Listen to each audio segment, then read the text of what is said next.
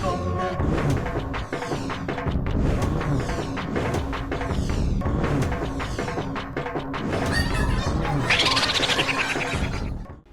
Phone tapping case మొదట తెలంగాణ రాజకీయాలకే పరిమితమైందనుకున్నా, కానీ దర్యాప్తు ముందుకెళ్తున్న కొద్దీ ఇప్పుడు ఆంధ్రప్రదేశ్ కోణం కూడా తెరపైకి వస్తుంది అనే ప్రచారం రాజకీయ వర్గాల్లో జోరుగా సాగుతోంది.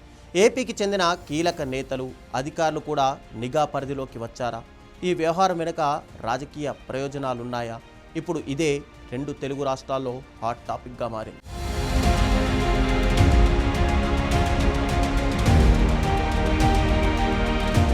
మొదట తెలంగాణలో జరిగిన అక్రమ ఫోన్ ట్యాపింగ్ వ్యవహారంపై ప్రారంభమైన సిట్ దర్యాప్తు ఇప్పుడు ఏపీకి చెందిన కొందరు ప్రముఖుల కాల్ డేటా, కమ్యూనికేషన్పై కూడా దృష్టి సారించినట్టు రాజకీయ మీడియా వర్గాల్లో చర్చ జరుగుతోంది. అయితే దర్యాప్తు సంస్థ ఈ అంశాలపై పూర్తి వివరాలు అధికారికంగా ఇంకా వెల్లడించలేదు.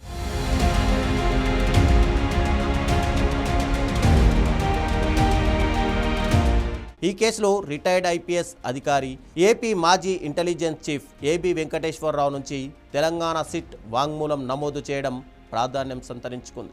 ఆయన కాల్ వివరాలు అక్రమంగా సేకరించబడ్డాయా అనే కోణంలో విచారణ జరిగినట్టు తెలుస్తోంది. ఈ పరిణామం తర్వాత ఏపీ కోణంపై మరింత ఆసక్తి కూడా పెరిగింది.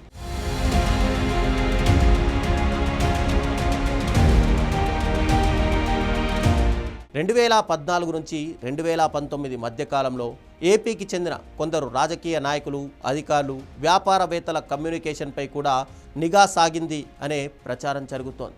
ఈ వ్యవహారం వెనుక రాజకీయ ప్రయోజనాలున్నాయా? సేకరించిన సమాచారం ఎవరికి చేరింది అనే అంశాలపై సిట్ దర్యాప్తు కొనసాగుతుందని చెబుతున్నారు. అయితే ఈ ఆరోపణలు ఇప్పటికీ దర్యాప్తు దశలోనే ఉన్నాయి. కోర్టులో ఇంకా నిరూపించబడలేదు.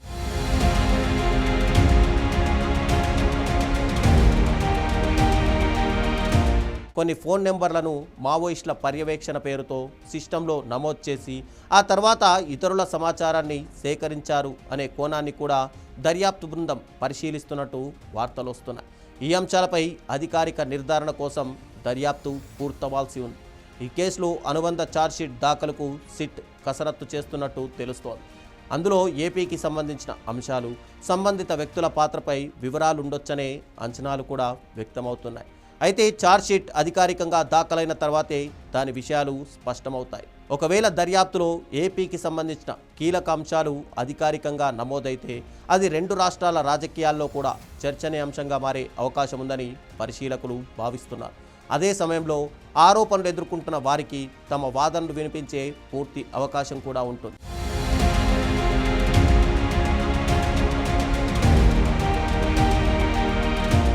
ఏపీ నేతల ఫోన్ నిజంగానే ట్యాపింగ్కు గురయ్యాయా?